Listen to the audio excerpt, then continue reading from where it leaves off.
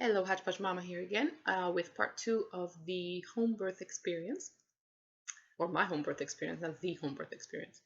Um, I mentioned at the end of part one that my husband and I went on a spiritual retreat over the weekend towards the end of my pregnancy. On a Saturday evening, I felt something that could only be described as my cervix softening and opening up. I had never known what that would feel like, and from what I'm told by my midwife, that's not something that most women report as actually feeling, but that's the only thing I can describe. That's the only thing that came to mind when I was feeling this sensation in my lower abdomen, my pelvic area. We were on a silent retreat. It was very relaxing. It was in the woods. It was quiet. It was spiritual. We were together. So I think my body and my mind had time to really calm and kind of settle into the moment.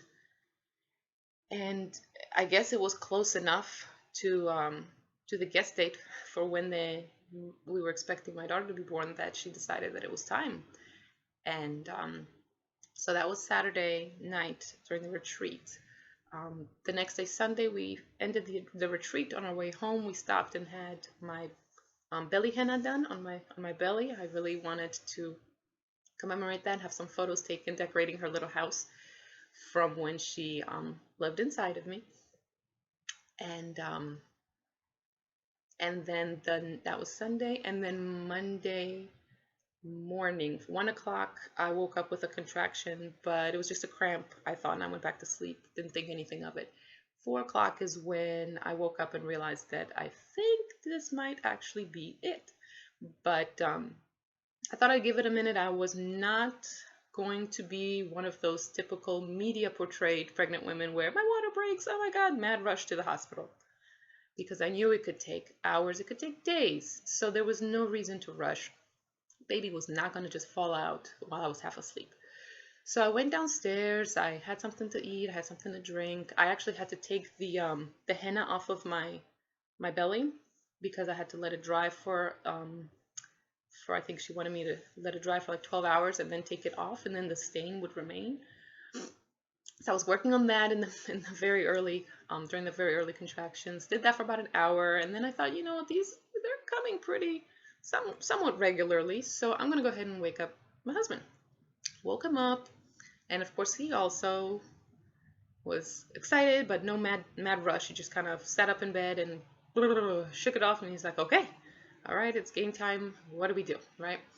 Now he was expecting obviously 2 more weeks of work before taking his paternity leave. So we had to kind of debate what to do about that. I did not want him going to work once with a newborn. I was concerned about that. And since we figured we had a lot of time, we had decided that we were going to tie up some loose ends at home, and then he was going to go into work to kind of submit his timesheets and whatnot, and officially move his paternity leave to a little bit earlier. The first thing in the morning, what we did actually is we went and we picked up our dogs. We had boarded our dogs for the weekend because we were at the retreat. And we were planning on boarding them back up again for the duration of the birth. But since we were not sure whether today was the day or not, we thought, okay, we'll go pick them up. And I thought this was funny. I went, and so I'm in early labor, right? And we pick up the dogs, and I mentioned, by the way, we might be coming back later on today or whatever because I'm in labor. And they were like, oh, that's exciting, but they were like, oh, it's your first. Oh no, it's not gonna be anytime soon. So don't. My advice is don't listen to what anybody says about how they think your birth is gonna go, because they don't know. Every woman's different. Every pregnancy is different. And I don't know why people still think that just because they had one experience, everybody's gonna have that experience. Anyway, I thought that was funny because we would have been back the next day, but we ended up not reboarding them because they were really good. The dogs just they sensed what was going on. They stayed out of our way. That was the only time they've ever both just kind of stayed out of our way, kept to themselves. There was no barking. There was no whining. There was no coming around, sniffing around. They stayed on a separate floor. There was no need to board them. So they took care of themselves. So that was fun. So anyway, we picked up the dogs, dropped them off at home. Then we went grocery shopping. And I remember being at Aldi's and kind of leaning on the cart um, during contractions. So again, I think that was kind of funny. And and then we brought the groceries home, and my husband went to work, and I proceeded to talk to my mom on the phone for about an hour. I don't remember what we talked about. I just remember that afterwards, my mom was shocked that I had been in labor with her during the conversation because I didn't let on. One of the things, we wanted the privacy. We didn't want the hype. We didn't want the anxiety or the excitement of other people rubbing off on us. We just wanted things to proceed naturally at their own pace. We didn't want to rush it. We didn't want to have to be answering inquiries. Is the baby here yet? Oh, can we come see the baby? So, she wasn't due yet, so nobody had expected her to come yet. So we just didn't tell her, or we didn't tell anybody that I was in labor, including my mom. And especially my mom, actually, because I didn't tell her that we were planning a home birth. I had at some point told her, but she seemed concerned, and I didn't want her negativity influencing me, so I had told her we were going to a birth center.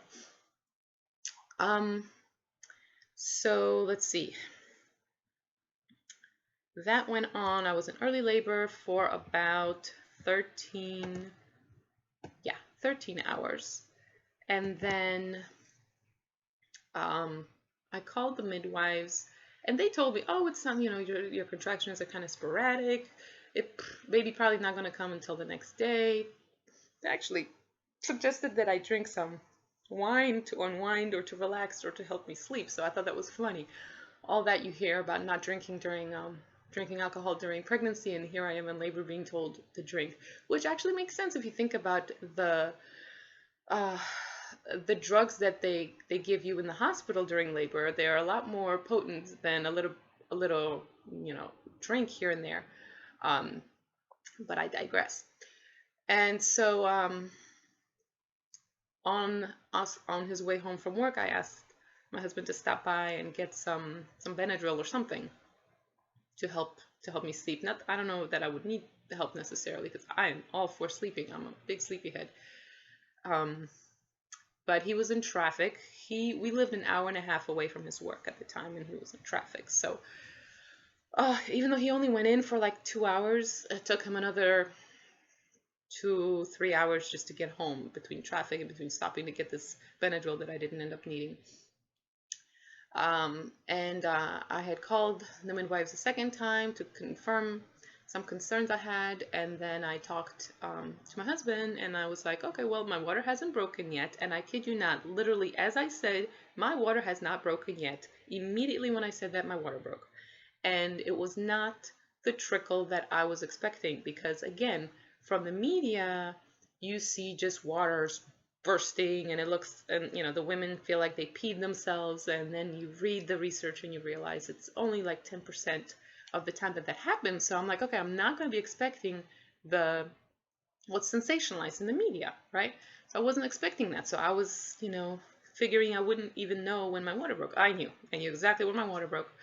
And it was so funny that happened right after I told my husband that it hadn't broken. And I'm really glad that he was on the phone for that. So it's kind of like he was there when my water broke.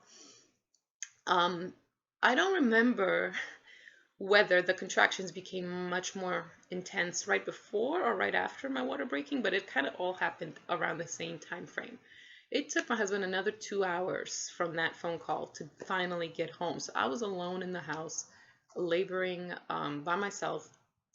I had tried to do the hypno CDs that I had prepared for the day, but I didn't start in the beginning because I thought we had plenty of time. And so I figured I would start my hypnosis CD, like the affirmations and the trying to get into the mood, get into the right frame of mind when we were closer, whatever that meant. And I should have, in retrospect, just started immediately and not worried about whether I would be listening to them for 2 days. So I think once that became too intense, I was not able to relax my mind enough to really be receptive to the CDs. But so nonetheless, I never freaked out. I was never afraid of anything. I was by myself laboring after my waters broke for 2 hours. I was not concerned. I was not panicking. I remember that it hurt, but I also remember that I was really getting into the zone.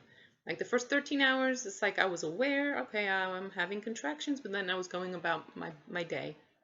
When my waters broke, my contractions became intense. That's all I was doing. My mind was on the immediate moment. And I actually really, really enjoyed that aspect um, of the birth, that it was one of those rare moments where, or rare times when I was so focused on the current moment, from moment to moment to moment. I was just there. It felt like I was so alive. I wasn't thinking about the past. I wasn't worrying about the future. I was just living, and it's so amazing that that's what it took. That it took giving birth to get into that frame of mind. That was very intense in a very good way. Um, I see that this is definitely taking longer than than expected. So I'm going to pause here and finish my birth story in part 3, starting with my active labor and when my husband rejoined me. So thanks for watching.